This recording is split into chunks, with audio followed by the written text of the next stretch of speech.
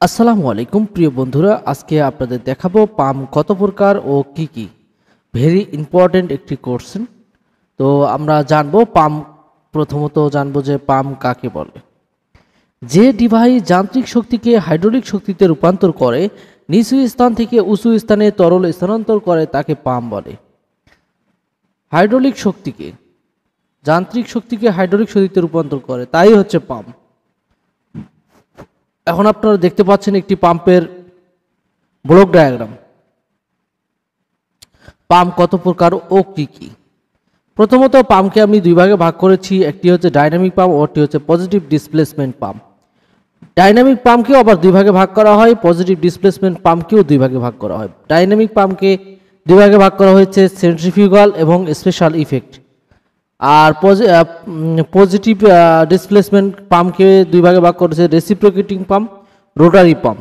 এখন সেন্ট্রিফিউগাল পাম্পকে আবার তিন ভাগে ভাগ করা যায়, স্পেশাল ইফেক্ট পাম্পকে আবার দুই ভাগে ভাগ করা যায়। সেন্ট্রিফিউগাল পাম্প হচ্ছে এক্সুয়াল ফ্লো, মিক্সড ফ্লো, পেরিফেরাল, এই হচ্ছে সেন্ট্রিফিউগাল পাম্প। এবং স্পেশাল ইফেক্টে হচ্ছে জেট, ইলেকট্রোম্যাগনেটিক। এবং রেসিপ্রোকেটিং পাম্পকে আবার দুই ভাগে ভাগ করা হয়, পিস্টন, প্লাঞ্জার এবং ডায়াফ্রাম। এরপর রোটারি পাম্পকে আবার দুই ভাগে ভাগ করা হয়, সিঙ্গেল রোটর, মাল্টিপল রোটর। এই হচ্ছে ক্লাসিফিকেশন অফ পাম্প, পাম্পের ক্লাসিফিকেশন। তো আপনারা পাম্পের ক্লাসিফিকেশনটা দেখতে পাইলেন এবং পাম্প কত প্রকার ও কি কি এটা জানতে পারলেন। এখন আমরা জানবো পাম্পের বিস্তারিত। প্রথমত পাম্প দুটি শ্রেণীতে বিভক্ত, যথা পজিটিভ ডিসপ্লেসমেন্ট পাম্প এবং ডাইনামিক পাম্প। আমি প্রথমে পজিটিভ ডিসপ্লেসমেন্ট পাম্প নিয়ে আলোচনা করি। পজিটিভ ডিসপ্লেসমেন্ট পাম্পের একটি চিত্র দেখতে পাচ্ছেন, আর এই চিত্রটি পজিটিভ ডিসপ্লেসমেন্ট পাম্পের। তো পজিটিভ ডিসপ্লেসমেন্ট পাম্প হচ্ছে, পজিটিভ ডিসপ্লেসমেন্ট পাম্পে তরলকে বদ্ধ আয়তনে নির্দেশিত করা হয় এবং বদ্ধ আয়তনের সীমানা এমনভাবে সরে যায় যে তারা তরল গ্রহণ ও নিষ্কাশের জন্য প্রসারিত বা সংকুচিত হয়। এটা হচ্ছে পজিটিভ ডিসপ্লেসমেন্ট পাম্প। এবং ডাইনামিক পাম্প হচ্ছে, অপরদিকে ডাইনামিক পাম্পে কোনো বদ্ধ ভলিউম থাকে না, কিন্তু ইম্পেলার ব্লেড নামে ঘূর্ণায়মান ব্লেড থাকে যা তরলে শক্তি প্রবেশ করে। ইম্পেলার ব্লেড নামে একটি ঘূর্ণায়মান ব্লেড থাকে যা তরলে শক্তি প্রবেশ করে থাকে। এটা হচ্ছে ডাইনামিক পাম্পের একটি চিত্র দেখতে পাচ্ছেন। এই হচ্ছে ডাইনামিক পাম্প। এখন জানবো সেন্ট্রিফিউগাল পাম্প। সেন্ট্রিফিউগাল ফোর্সের প্রভাবে যে পাম্প তরল পদার্থ নির্গমন পথ দিয়ে বের হয় তাকে সেন্ট্রিফিউগাল পাম্প বলে। রেসিপ্রোকেটিং পাম্প, যে পাম্পের চলমান অংশটি রেসিপ্রোকেটিং অর্থাৎ অগ্র পশ্চাৎ গতিতে চলে তাকে রেসিপ্রোকেটিং পাম্প বলে। চিত্রের মাধ্যমে দেখতে পাচ্ছেন রেসিপ্রোকেটিং পাম্প। রেসিপ্রোকেটিং পাম্পের শ্রেণীবিভাগ। রেসিপ্রোকেটিং পাম্প বা প্লাঞ্জার এক পাশে উভয় পাশে তরলের কন্ট্যাক্ট অনুযায়ী রেসিপ্রোকেটিং পাম্পকে দুই ভাগে ভাগ করা হয়েছে। একটি হচ্ছে সিঙ্গেল অ্যাক্টিং পাম্প, অপরটি হচ্ছে double acting pump.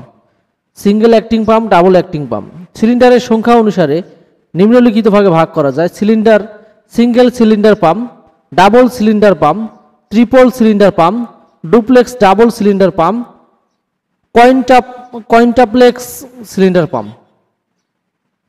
Quintuplex cylinder pump, এই হচ্ছে পাঁচটি। এরপর এয়ার ভেসেলের অস্তিত্ব অনুযায়ী পাম্প দুই প্রকার, একটা হচ্ছে এয়ার ভেসেল যুক্ত পাম্প আর একটা হচ্ছে এয়ার ভেসেলহীন পাম্প। এই হচ্ছে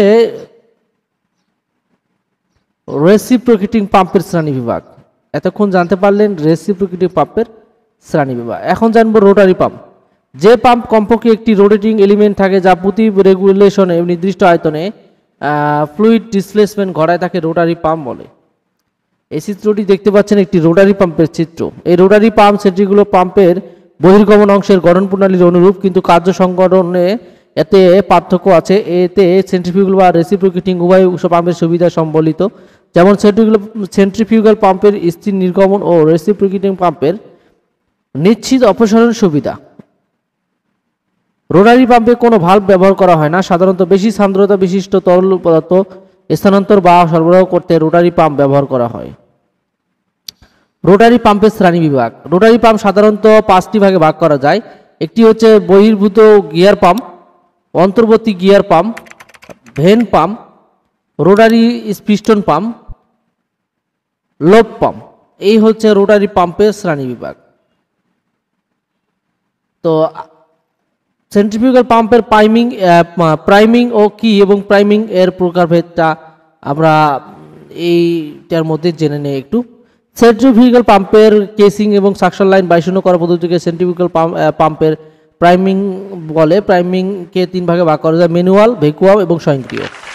সেন্ট্রিফিউগাল পাম্পের কয়েকটি প্রাইমিং পদ্ধতি: ফুল ভালভ ও ফানেল পদ্ধতি, পাম্পের উপরে অবস্থিত সরবরাহ ট্যাঙ্কের সাহায্যে, ইজেক্টরের সাহায্যে, inductor priming, vacuum priming. Centrifugal পাম্পের সাকশন ও ডেলিভারি লাইনের পানির বেগ কত থাকে? সাকশন লাইনে 1.5 থেকে 3 মিটার বাই সেলসিয়াস এবং ডেলিভারি লাইন 1.5 থেকে 4 মিটার বাই সেলসিয়াস। এই হচ্ছে পাম্পের কিছু প্রশ্ন জানলাম। তো আজকে এই পর্যন্তই। আপনাদের মূল আলোচনা ছিল যে পাম্প কত প্রকার ও কি কি। তো আমরা জানতে পারলাম যে পাম্প আসলে কত প্রকার। ভিডিওটি লম্বা হয়ে যাচ্ছে, এজন্য আর বেশি লম্বা করতে চাই না। পরবর্তীতে আমরা পাম্প সম্পর্কে বিভিন্ন প্রশ্ন উত্তর পর্ব আলোচনা করব। তো আজকে এই পর্যন্তই। সবাই ভালো থাকবেন, সুস্থ থাকবেন। আল্লাহ হাফেজ।